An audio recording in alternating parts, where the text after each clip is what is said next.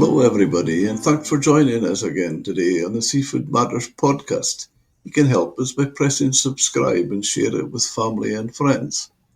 Joining us today is Kevin McCay from Safe Catch. Hi, Kevin. Hi, Jim. Thanks for having me. Thank you. Thank you. Tell us all about Safe Catch and how you got there. Yeah, so Safe Catch, we developed our technology to be able to test in a commercial environment the mercury levels in seafood because we can do this in a commercial environment and we can do it in under 60 seconds. We're the only brand that is able to test every single tuna and salmon that we use in our seafood products. Very important. What does Safe Catch do differently from traditional seafood companies when it comes to testing the mercury? Well, like I mentioned, we test every single fish, but in addition to the mercury testing, what we do different from traditional seafood companies is we're directly addressing the health of our consumers along with the health of the oceans as well. A lot of other companies, other brands, they will, address one or the other. But because of our technology and our values, we are directly addressing, the health of you, of your families, and the ocean directly. Interesting. What kind of species are most commonly tested and what tends to be seeing the mercury levels over time? We're mostly focused on tunas, skipjack tunas, yellowfin tuna, and albacore. We, generally, albacore tends to be higher in mercury content across the board. But, what we've really noticed is, the major concern for us is the variability. So, some species, you can have nine out of 10 cans be very low in mercury, but then you get that one that spikes and can be 20 times more, have 20 times higher mercury content than the other. And that is true really across the board within the tuna category. We're also testing every single salmon out of Alaska. In general, as you would imagine, those are lower mercury levels, but we do still see variability, still do see spikes within those species. We're also doing batch sampling of other smaller species, traditionally have lower mercury levels, but again, we do see spikes. Sardines, mackerel, and other fish like that. We are, seeing that variability across the board. And how did the company start and what gap in the market was it trying to fill? Well, ultimately, it was started really for, a family's love for their mother. Co-founder Sean Wittenberg was a college roommate of mine at UC Davis. His mom at the time was on a point-based diet, and the only thing she liked on that point-based diet was albacore tuna. So she was eating albacore tuna every single day. She was losing weight, but eventually she started exhibiting signs that they couldn't explain. She was getting fatigued really easily. She was getting disoriented, which just really wasn't seeming quite right. And so they, went to a lot of specialists. Were really concerned. They didn't know what she had. They thought, is it cancer? Is it, something really bad? Eventually, they went to a specialist who had her test her blood for heavy metals, and turns out her mercury level was 30 times the healthy or amount of mercury in her blood. So at that point, they realized they wanted to take their concerns and what happened to them and be able to address that problem and ensure that other people don't go down that same road, don't have that same anxiety and fear. So ultimately, that was the genesis of the idea for being able to test seafood for its mercury. Since then, we've gone through multiple iterations. At first, we thought, hey, we'll do some at-home test kits where people can buy some fish, test it at home. The only problem with that was, what do you do when you've already brought the fish home and it's really high in mercury? You're just going to throw it out. So we realized we needed to go further down the supply chain, test it before it's sold in the market. We started certifying other people's seafoods. Consumers really loved that, but I like to say I spent a lot more time dealing with lawyers than I did with marketing teams doing certifying other people's seafood. So ultimately, we realized we would have to create our own brand. And that was how Safe Catch as a brand was born, where we're really controlling it all the way from the bottom of the supply chain all the way to the consumer's table. A lot more steps, but it's a lot easier than certifying other people's seafood.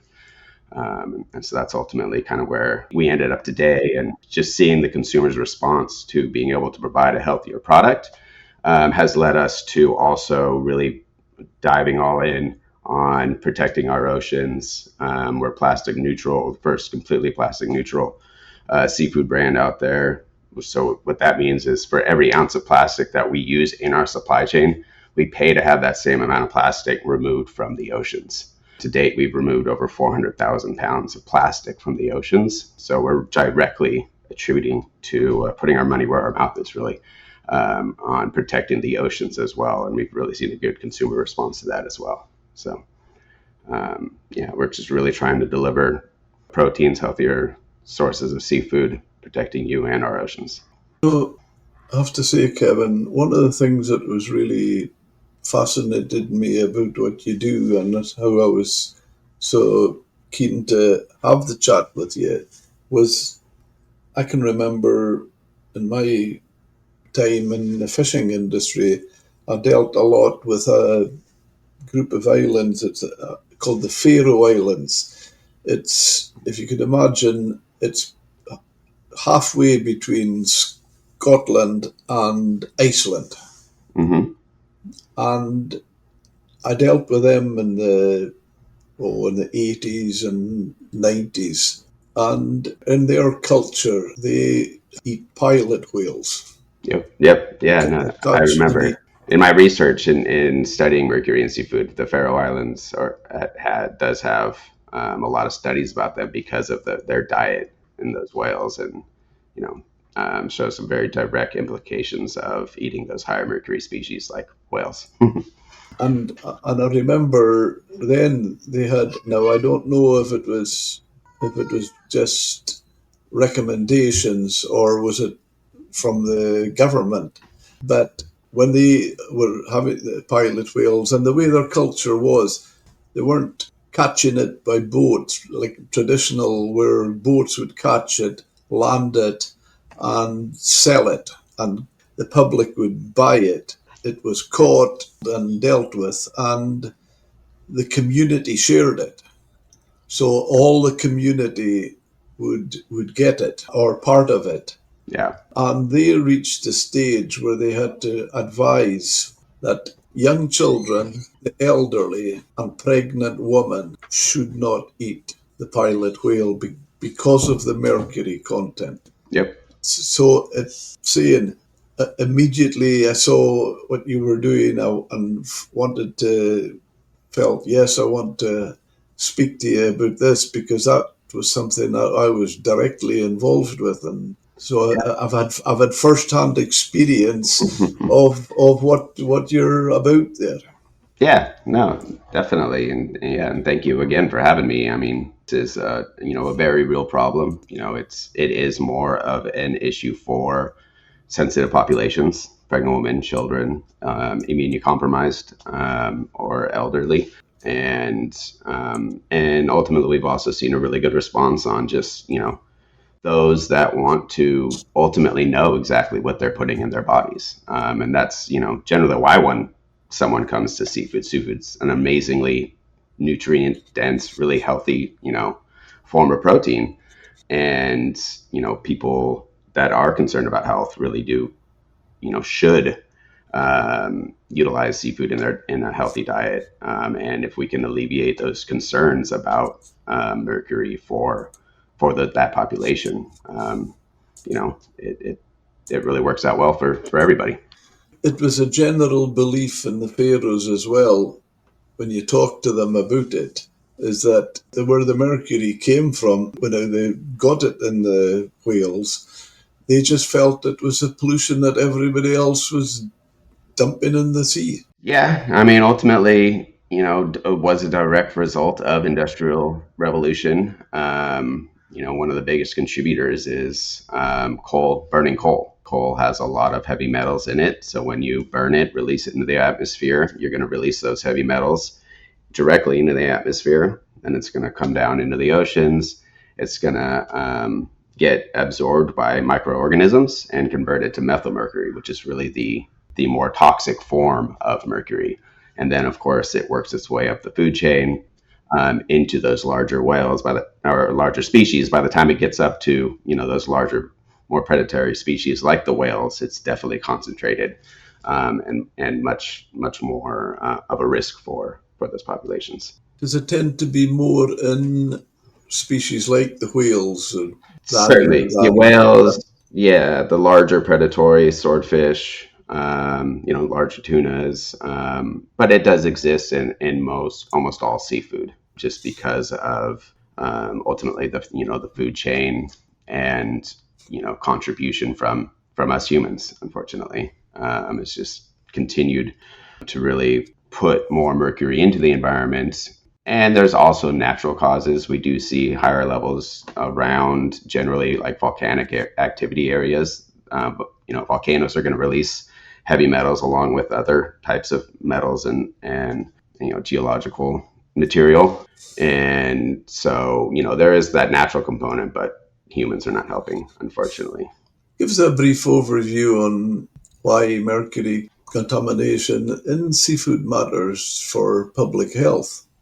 Well, yeah, I mean, it's a neurotoxin. So, like I mentioned, my co-founder's mother, she was exhibiting signs of, she was getting fatigued really easily, disorientation. A lot of people can exhibit numbness in their extremities and their fingertips and toes. Ultimately, it's, not necessarily fatal, but these are, symptoms of problems that can get exacerbated, can get worse, and can contribute to worse health conditions. And then there's those populations that are more susceptible, especially pregnant women.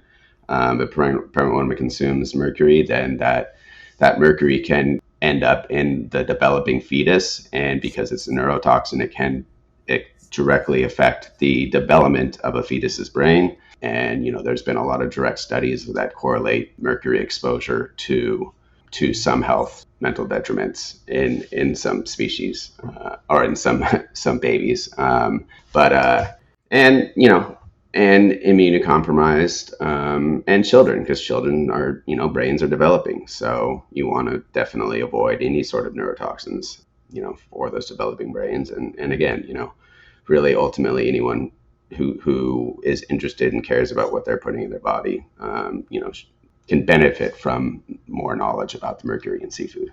And with that, things that you're finding in the seafood and the water, and that, I did a podcast recently with a guy, Sidian Kaufman from Norwest Water, and he wanted to tell us that there's actually arsenic in the water, but he feels our bodies can handle arsenic actually quite well. Well, obviously there'll be a level that would be too high, but our bodies can handle arsenic. Do you feel that some of the metals you're talking about, our bodies until a certain level can cope with them? Yeah, certainly. Yeah, our bodies are great at being able to deal with the accumulation of heavy metals. As I mentioned previously, my co-founder's mom, she had 30 times the healthy limit of mercury in her blood, and she immediately stopped eating tuna. Eventually, her body was able to reduce those down to healthy levels. She's now, healthy, eating tuna again. Of course, it's safe catch tuna, but she's able to enjoy that because our bodies naturally do a pretty good job of getting rid of those heavy metals, as long as you avoid the source of those heavy metals. So arsenic, we've seen that in other species. Sardines are known to have some arsenic in it, but again, it's all about how much the concentration. And then just like with mercury, a majority of the mercury in seafood is actually in the form of methylmercury, which is even more toxic than the elemental form of mercury. So it matters a little bit about the form and obviously the concentration. How is warming oceans might influence mercury levels if changes in fish metabolism and ecosystem shifts? It's definitely not good. We are seeing, I think just like climate change, you see more extremes, higher highs, lower lows. We're seeing that as well in directly in seafood. We're seeing just more variability, higher highs, and within like a school. And ultimately, that really kind of starts from the bottom up. As I mentioned, those bioorganisms that convert elemental mercury into the methyl mercury, those bioorganisms thrive in warmer, more oxygen depleted waters. And as the water warms, oxygen levels go down and it creates a better environment for those microorganisms to thrive. Those microorganisms, when they're thriving, they're going to get eaten up, and moved up the supply chain. So just right there at the bottom, you're going to have higher levels of mercury because you got more microorganisms converting that from all that existing heavy metal into methyl mercury. And then beyond that, they're noticing that you have the warming waters, the lower oxygen is contributing to fish not getting to the same sizes, especially bait fish. They're not getting to the larger sizes that we've seen historically. And ultimately, what that's doing is it's just kind of with the lower oxygen, the predatory species need to consume more energy to maintain those metabolisms. So they need to eat more of those smaller fish. So ultimately, that's going to exacerbate that whole problem of those smaller fish that already have higher mercury levels. They have to eat more to maintain that. The predatory species have to eat more of the bait fish to maintain those metabolism levels, and so they're going to ultimately accumulate more mercury. So that is going to add to a rise in mercury levels from the bottom all the way to the top. And we've seen that in our testing really throughout the globe is, there is still some lower mercury fish out there, but it's just we're seeing more variability within those schools. More fish, we've had to reject, or the fish that we have rejected have had higher levels than historically. And so, it's directly affected by the warming waters, by climate change. We've noticed it throughout our testing. When you say that with just say a tuna eating the smaller fish, could it affect the tuna? Yeah, certainly. Just because that tuna, tunas have to keep swimming to really kind of avoid floating too far to maintain their levels within the oceans, and to keep that mobility going, they have very high metabolisms. They need to maintain that high energy. So with if they're consuming smaller fish, they just need to consume more of them, and consuming more of them is going to lead to consuming and accumulating more mercury. So it definitely directly goes right into the tuna. Does create higher levels of mercury in those predatory species like tuna, for sure. And would it affect the health of the tuna if it got past a level? I would assume at some point. I don't know what the direct relationship to. They're less, I would say, dependent on some parts of their brain than say a human, so it's going to have maybe less of an effect. I don't know if there's been any studies, directly identifying the effects on the tuna themselves, as much as, the direct effects of humans eating tuna. But you can only assume that, too much of a bad thing is gonna hurt. Yeah. I mean, from your perspective, what's the most visible impacts of the climate change on fish species and migration patterns? I mean, it really ultimately depends on the species.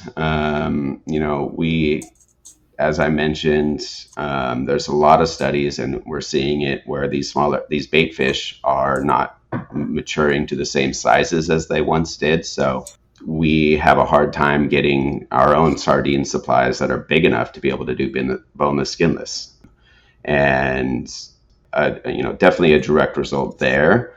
And then in your other larger, more like highly migratory species like tuna, you have your tunas that thrive a little bit better in cooler waters, like your albacore tunas, and that are just getting forced further and further, either north or south within the oceans into those colder waters as the water in that middle band rises, it's just pushing these highly predatory, highly migratory species into smaller and smaller areas. There's going to be more competition, potentially a changing of food sources, what they're eating, and we don't really know what those effects of having to change what their primary species that they're consuming is, and how that affects the biodiversity. So I don't think we fully understand what the ultimate effects of being forced into these smaller zones are yet, but we are definitely noticing,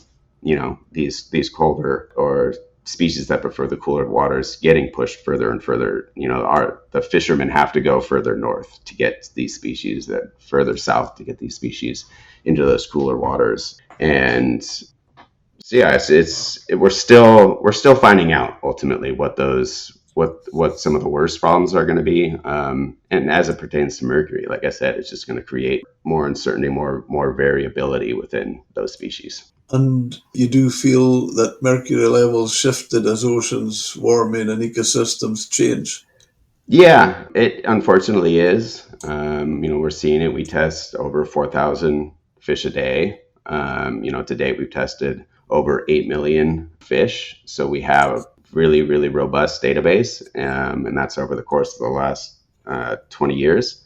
So ultimately, we have seen a general increase in those mercury levels, and again in the variability of those mercury levels. Unfortunately, as some countries have gotten better with their emission standards and they're putting less mercury into the environment, there unfortunately are still a few countries that aren't doing a great job, and that being exacerbated by global warming of the oceans too, is definitely just causing an increase across the board. Do you feel ocean warming adding another layer of risk? Yeah, certainly. Yeah, I mean, it's specifically with the word risk, I would say, just because it's not necessarily, there are still a lot of species and a lot of areas where you could have lower mercury levels, but there is generally more risk across the board because you do have those higher highs within the species. So you reckon some species are becoming riskier to eat as temperatures rise?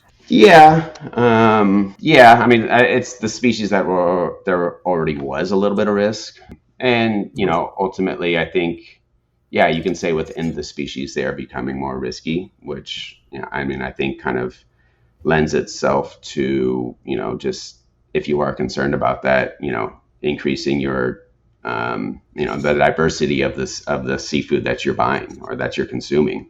One way to address that ultimately. But yeah, the species that were already at high risk are becoming potentially riskier as well, to answer your question. And what conceptions about mercury in seafood frustrate you? Um, I mean, there's a few smaller ones that industry, energy, and fossil fuel industry backed scientists have come out with this concept of mercury binding to selenium, and which is ultimately true, but it doesn't do that physiologically within our bodies. That one, they tried to push that one a few years ago. Again, as I mentioned, it was heavily funded by fossil fuel industry. So of course they wanted to push that, say that mercury isn't an issue. Just misinformation like that, I think, more the misconception. Because ultimately, I think, a general rule of thumb is, the larger the fish, it potentially can have more mercury levels. Smaller fish are going to have lower mercury. I think on a whole, that's a good concept to adopt. So it's really just when the real misinformation is kind of exacerbated or disseminated from not like a genuine, concern for safety, but more of a, concern for industry.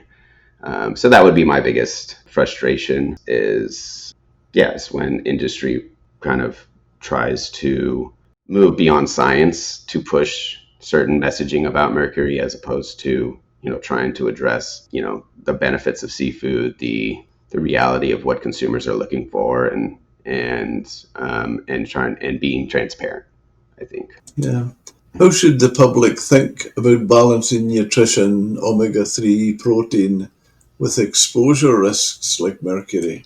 Well, ultimately, obviously, you can seek out brands that are testing. Obviously, Safe Catch being one. But if you don't have access to a brand that's testing every single fish like Safe Catch, you can really limit your exposure to mercury by just diversifying the seafood that you're eating. There's benefits in all types of seafood.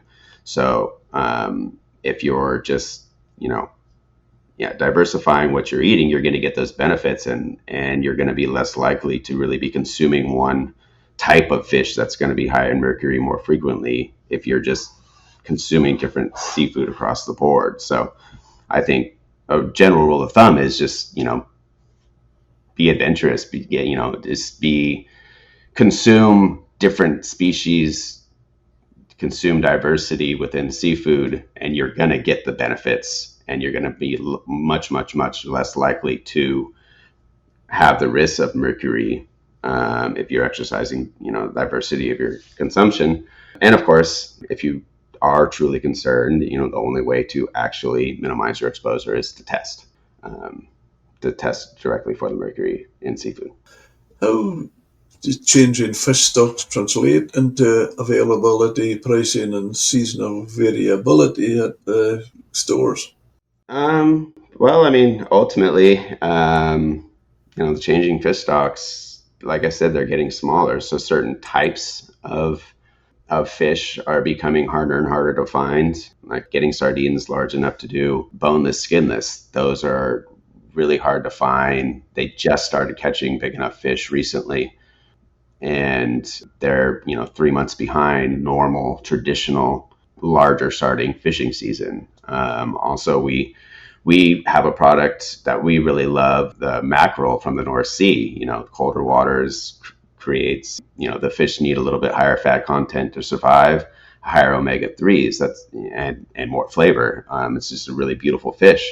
But right now, they can't catch any of that in the North Sea. They're having a real hard time getting those particular fish. And, we're considering whether or not we even continue that as an offering within our brand portfolio, because we don't know where the stock for that particular species in that particular fishery is going to be in the next 10 years. So, it's really causing a lot of companies to really think heavily about, where they're investing, into these species, into these fisheries, because obviously if you invest heavily in a species, that's amazing, but then it's not there in 3 to 5 years, or they have to really regulate the industry to bring that stock back into a thriving, biomass, then that was a wasted investment. So, it's really making it difficult for the companies to invest and bring some of these, amazing species to the forefront to consumers, just because we don't know where it's going to be, in the next 10 years. Indeed. So. And does it give sustainability sourcing challenges? It does. That obviously there are some fisheries, some industries that are doing a better job than others, and you want to really lean into those ones that are doing a good job. But yeah, there is certainly sourcing challenges just because of these changes. I brought up albacore a little earlier about, that tends to, prefer cooler waters, that, and because they're getting pushed further and farther north and south, it's getting harder and harder to source those, higher quantities of some of these species. So yeah, it is definitely causing some sourcing challenges. And again, when, these sustainability bodies work hand in hand with the fisheries, there's going to be a little bit of a burden at the beginning, but ultimately that's going to lead to, longer viability of these fisheries and these species. And, it's just really kind of investing in the fisheries, in the species where they're doing it right. And I think that's really the easiest way to mitigate some of those sourcing challenges that are being exacerbated. It certainly makes it sound like there is certainly challenges, Kevin. Yeah. Yeah, I don't want to sugarcoat it too much, but yes, there's definitely challenges, and we're doing our best to invest, like I mentioned, in the fisheries that are doing it right, that are going to make sure that there is fish to source for years ahead. But it's definitely not getting easier. It makes it sound like you're taking it on just a different level. Yeah. I mean, I do think that you do have to commit to a higher standard, and unless everybody's willing to commit to that higher standard, take it to that next level, you can't thrive as an industry ultimately. So everybody's got to buy in to meet those higher challenges. Well, credit to you. I think it's fantastic. Consumer perception. Are shoppers noticing changes, and how is this communicating in markets or labeling? I do think so. I mean, there's a lot of these larger companies, sustainability companies, are doing a lot of surveys, really, a lot of consumer surveys, really trying to see what they're focused on. One really interesting thing, one of the largest sustainability bodies, MSC, they do a lot of studies on sustainability and what consumers are focused on and what they want. And even within their studies being conducted by a sustainability company, consumers are really focused on safety at higher levels than they're concerned about sustainability, safety of the products, health of the products, or how healthy the products are for themselves, even more than sustainability. And so, yeah, I mean, I think ultimately listening to consumers, listening to these studies, addressing consumers' concerns is really ultimately where the industry should be heading. And how are processors and retailers adapting to shifting fish supplies? They're slowly. they're I mean, they're really relying on the brands to be ahead of the game and help them make the right decisions. They are leaning heavily into sustainability programs and requiring that, but ultimately the retailers themselves, yeah, are putting the onus on these brands to protect, basically their own supply. And so I think there's more of an investment in some of these brands that are focused on, more sustainability, on healthier products, and on, yeah, like addressing the concerns of the consumers. I think there is more options instead of just, 20, 30 years ago, canned tuna was a race to basically to the bottom. What was the cheapest? And now, there's a lot more variability, a lot more options for consumers to kind of vote with their wallets and say, yes, I'm willing to pay up a little bit more for something that's better for the earth, that's better for you. And I think, retailers are doing a better job of accepting that and offering consumers the chance to speak with their wallet and promote a healthier fishery, promote a healthier, species or a healthier brand. And yeah, I think they are offering more options in that regard instead of just, a race to the bottom with the cheapest product we can give you. I get what you're saying, and also, as you're saying, with their wallet, but Mm. it's for their own good by doing that. Yeah, I think so. I believe so.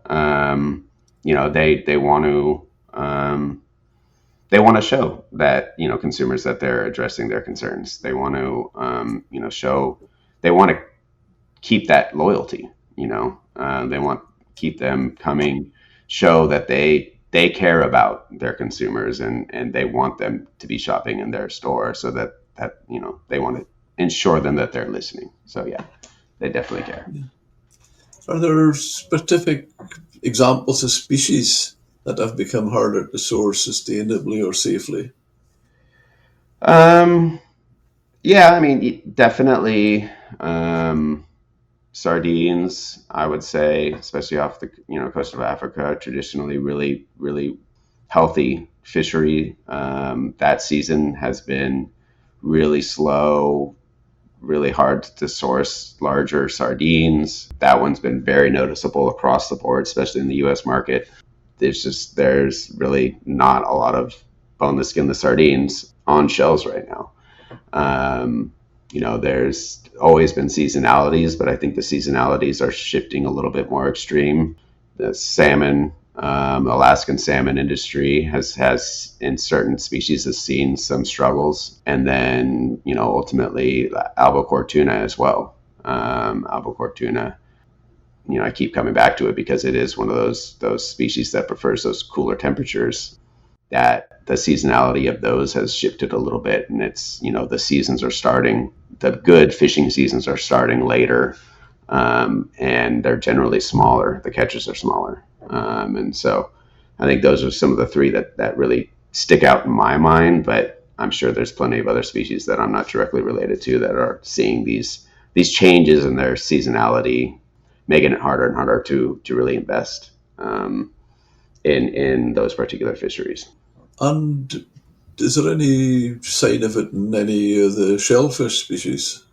Um, Probably. I don't have any direct knowledge myself, to be honest. But as I mentioned, it's just with warming waters. I know my experience with oysters. If you have warmer waters, you're more likely to have certain types of bacteria, Vibrio, and stuff like that in the oysters. So um, it can't be good. I just don't know directly myself in shellfish per se, um, beyond just my own personal consumption. Yeah, yeah. Are we seeing a more reliance on aquaculture to fill the gaps? I think so, and that's not necessarily a bad thing, in my opinion. I think that is a good way to kind of bridge some of those gaps in seasonality, where those gaps are getting bigger. You're able to fill those a little bit with aquaculture and kind of keep the industry kind of running on a smooth basis, smooth out some of the bumps. So ultimately, yeah, I do see aquaculture becoming more and more as a good opportunity to kind of fill out the industry as a whole. And I definitely welcome that as beneficial to the whole seafood industry for sure. Yeah, yeah. Do rising ocean temperatures and extreme weather events make testing and traceability more critical than ever? Yeah, I would say so. Just because, like I said, the what we're testing for by testing every fish is we're testing to eliminate that variability.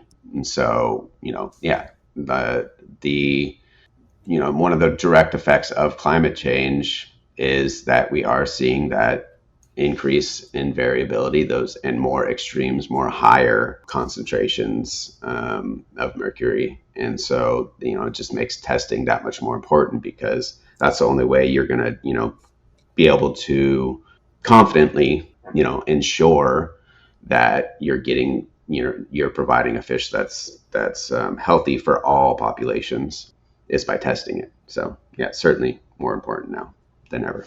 Yeah, I can see that.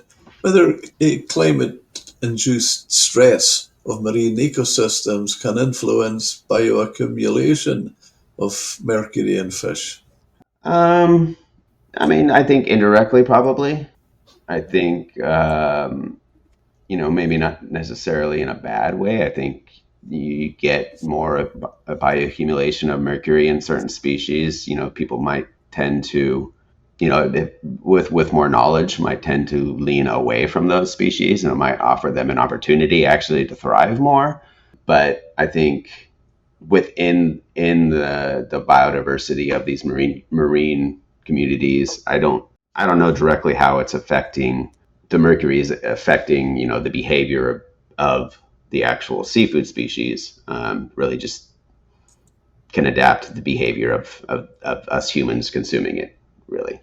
Have you examples from case studies from or safe catch data that correlate water temperature and with mercury levels in various species?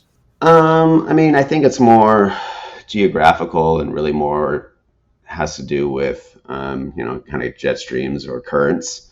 We do see heavier concentrations of mercury, closer to more heavily polluting countries. And, it does, seem to concentrate in certain areas. And then you have your areas that are further out, further away from industrial pollution, and you're going to see much lower levels. So, and I think that it does have less to do per se with changes in the ocean temperature, although that does change, the patterns of of these highly migratory species, and that could cause them to change their course to swim towards these geographic locations that are, generally higher in concentration. So in that way, yes, the changing of their patterns is going to cause some of these species to, move to different sources of prey, or move into different geographical regions that are going to cause, an increase in their mercury concentrations. And when you're sourcing fish, do you know yourselves where, does it get to the stage when you say geographical that there'll be seafood that you would say, well, I'll avoid it from that area, they're better than another? Yeah, we certainly do. As I mentioned, we've tested over 8 million individual fish, so we know, from all over all the oceans. So we do know where there are pockets where we tend to want to stay away from. The nice thing about being able to test every single one is it's, you can still source from some of these regions, as long as you're diligent with your testing, and you don't have to focus specifically on one fishery. But yeah, we definitely, as a company, have utilized our knowledge to ensure, higher pass rates, higher yields of safe catch product. And so, yeah, that the data is an important factor in where we're sourcing our fish, for sure.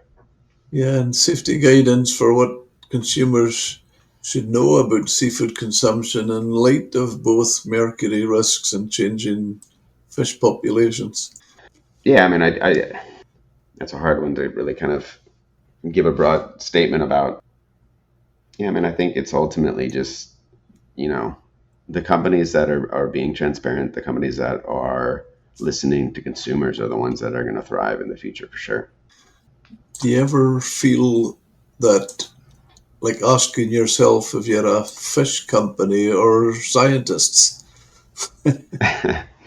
Yeah, no, certainly. Yeah, I did not see myself, when I was in college, as knowing nearly this much about seafood or about mercury, and other pathogens within seafood. But I mean, I think it's important to, yeah, to look at all aspects of any industry, from a scientific standpoint, and also from a historical standpoint, from a trade standpoint, and really balance technology with tradition, and listen to the earth, and to find that right balance to thrive, and to continue to work within the ecosystem to provide a sustainable product that's going to be around.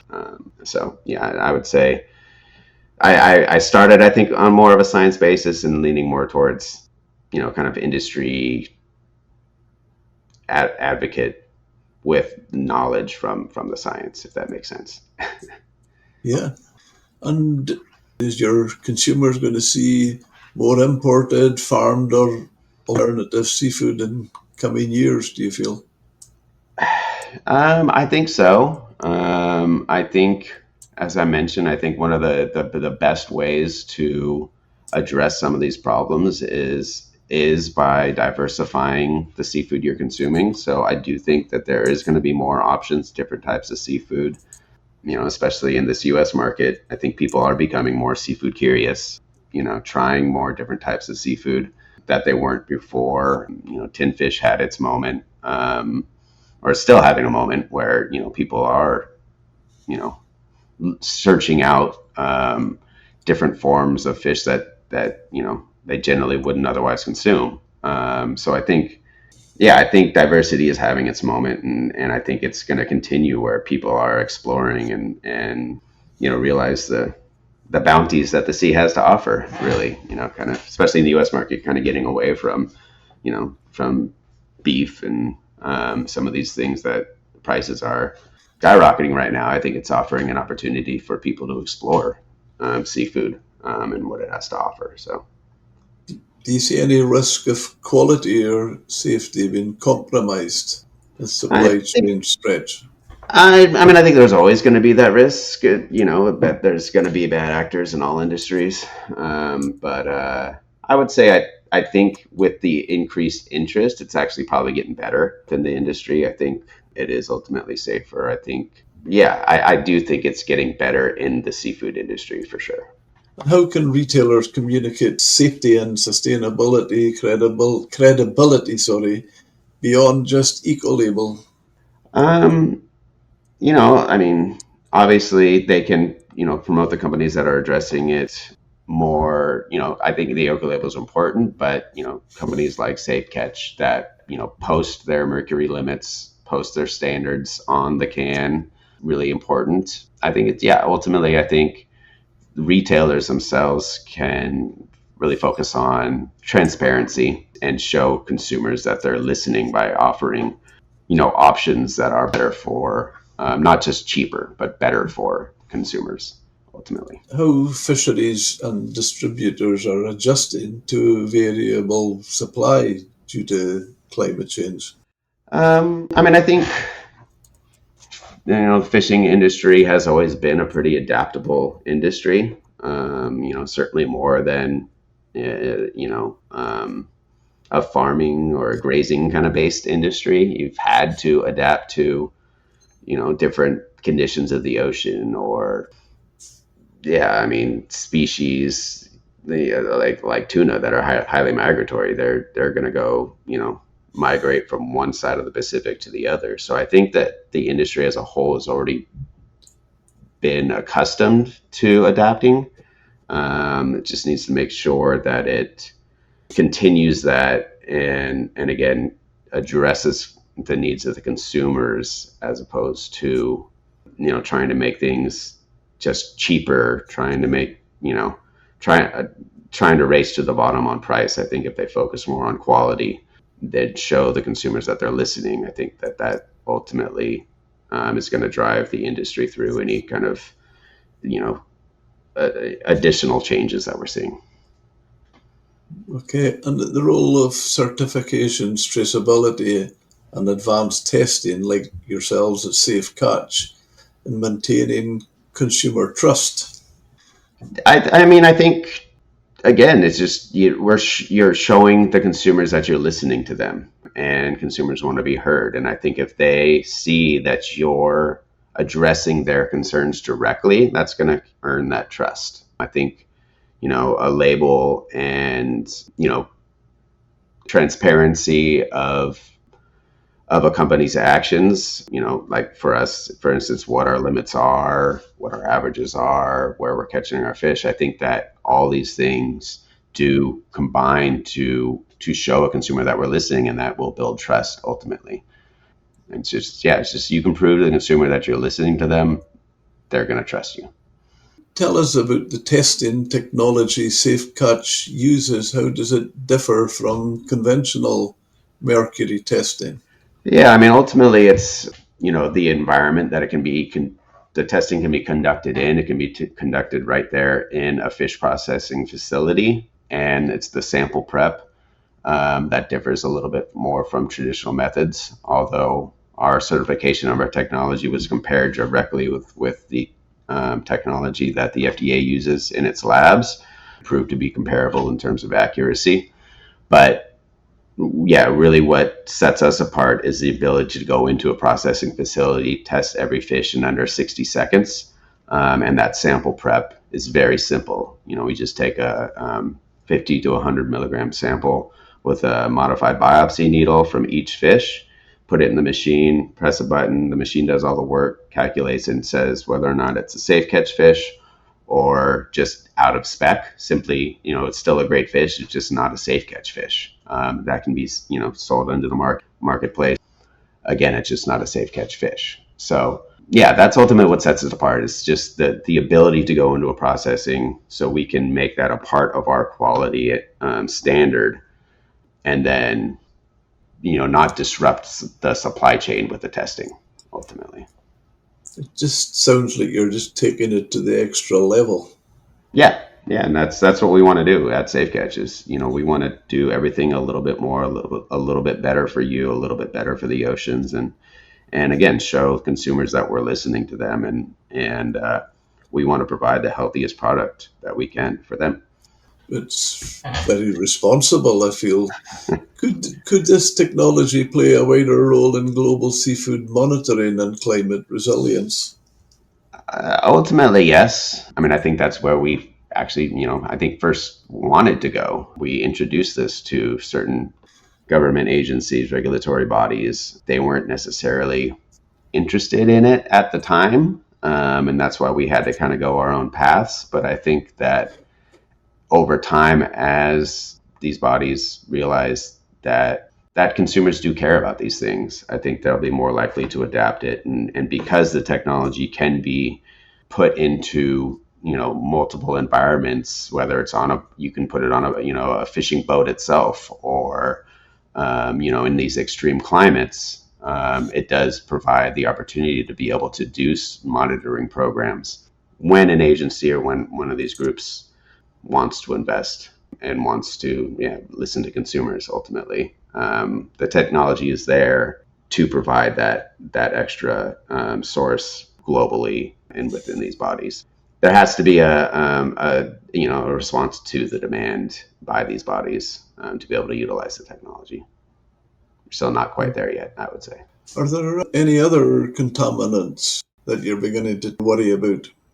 I mean, definitely, concerned about microplastics, PFAs, and those type of, pathogens, pollutants. We are monitoring those. Just, ultimately our bread and butter obviously is in the heavy metals, which we can detect arsenic in some foods. We can look at cadmium, obviously mercury, but when you get into these more complex organic pollutants, it is, like you mentioned, it's more of a monitoring right now. And we're trying to do with our plastic neutral program, trying to get ahead of it as best we can as a brand, removing that plastic from the oceans as we continue to monitor the situation of microplastics. But yeah, that's ultimately, I think, going to be our next horizon to kind of overcome. Next problem will be microplastics, I would say.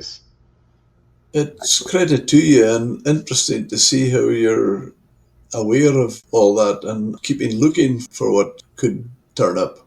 Yeah, well, as I said, this company started by, out of, love for family, out of wanting to protect family. So, we just take that to a whole new level because we want to ultimately protect our consumers. And it's more than, just a bottom line, making more money. We are trying to do the right thing for our customers, trying to offer the best possible seafood, the healthiest, and, and keep seafood around by protecting our oceans as well. And so, yeah, it really comes from the right place. And I think that shows ultimately in the product. I think from what I can see and hear from you, I think one of the most accurate words, let's say, or that you could to describe what you're doing is when you use the word certification, because really it's almost like that's what you're giving the products a certification, because it's almost like MSC and people like that who they give their they get certified, and you're just taking it to that other level, which is doing that. Yeah, no, definitely. You had mentioned trust earlier. I think that, yeah, we're trying to establish that trust with consumers, and yeah, certification is your most direct route to establishing that trust. And so, we take it very seriously, and are consistently, verifying our technology to ensure that it is a trustworthy, certification, and continues to build that trust with those consumers. It certainly comes across well. What do you think the seafood landscape will look like in 10 to 15 years? I think is ultimately, again, going to be more focused on quality and transparency, doing the right thing. I think it's going to, the companies that are doing the right thing are going to be rewarded. And I think ultimately it's not going to change too much as a whole, but I think some of the bad actors are going to continue to be weeded out. And I think, yeah, I do think the seafood industry does have a bright future as long as we're paying attention to what's happening and adapting like the seafood industry always has, but just really ultimately, driving consumers' interest above bottom lines. And I think as long as they do that, they listen to consumers, they listen to the oceans, I think the seafood industry is going to be pretty strong. It's, and robust. And I'm optimistic. That's encouraging. It's always nice to listen to a guy that's a glass half full guy rather than a glass half empty. Yeah, definitely glass half full. So, Yeah, no, that's encouraging. Are there particular species or regions that you think are most at risk or most resilient? I mean, I do think that albacore has some risk. It is a well managed industry, but I think that there's the biggest opportunity for that species to fall into a category of needing more assistance. It's already kind of on the near endangered list, so that would be one that I think we got to keep an eye on. In terms of resiliency, I think salmon was one of the was the Alaska salmon fishery and other salmon fisheries were one of the early adopters of heavy regulation on stocks and science. They were some of the first adopters of science and maintaining healthy stocks. And so I think that has proven to be shown how strong. And I think that industry has really shown its resiliency throughout the years. So I mean, I think, yeah, so in terms of resiliency, I think the salmon industry is a great example of where you can go and how you can maintain a species and grow it responsibly. And I think the albacore is one that I'm more concerned with. I think if it adopts the right, it continues to adopt the right sustainability practices and fishery practices, I think it'll be fine. But that would be the one that I see as potential for most concern, also because of those global climate change impacts. Indeed, thank you.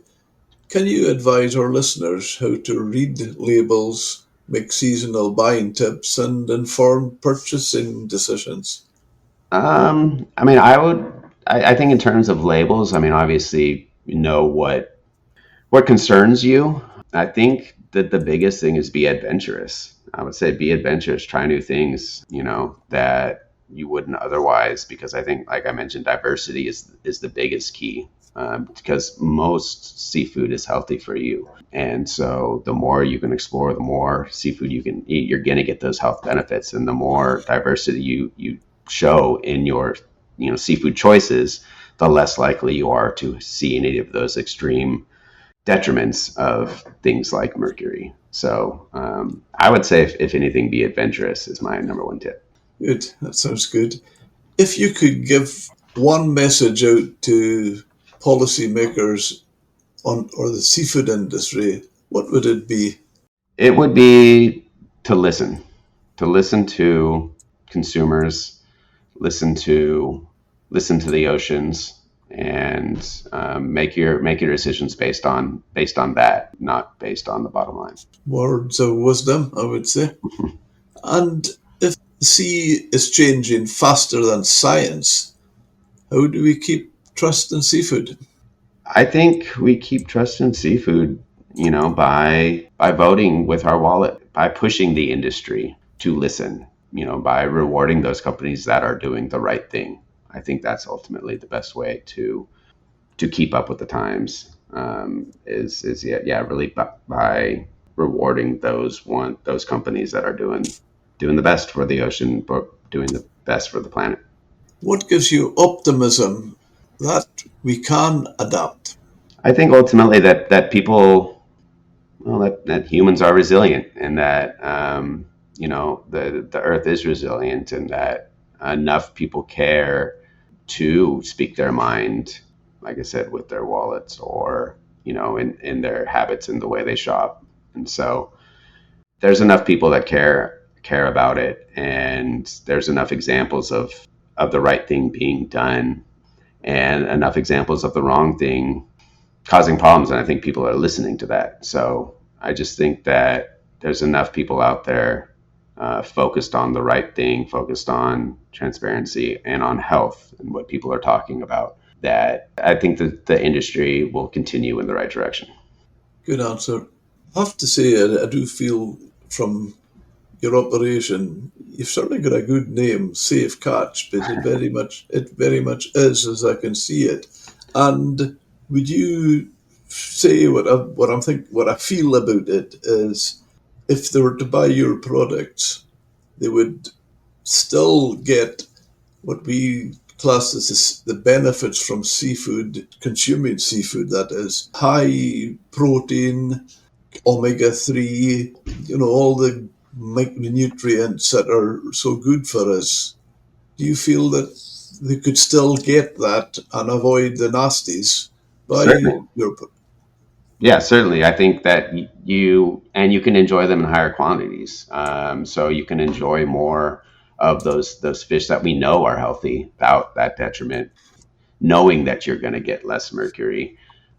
So yeah, you can focus on those healthy aspects and not have to focus on the negative effects. I think it must get very exciting for you at times, and credit to you, and long may it continue. Where can our listeners follow you online? Directly at our website, safecatch.com. That's the best place to get information about our testing, about our sustainability practices, and where to find us in the marketplace. Thank you very much.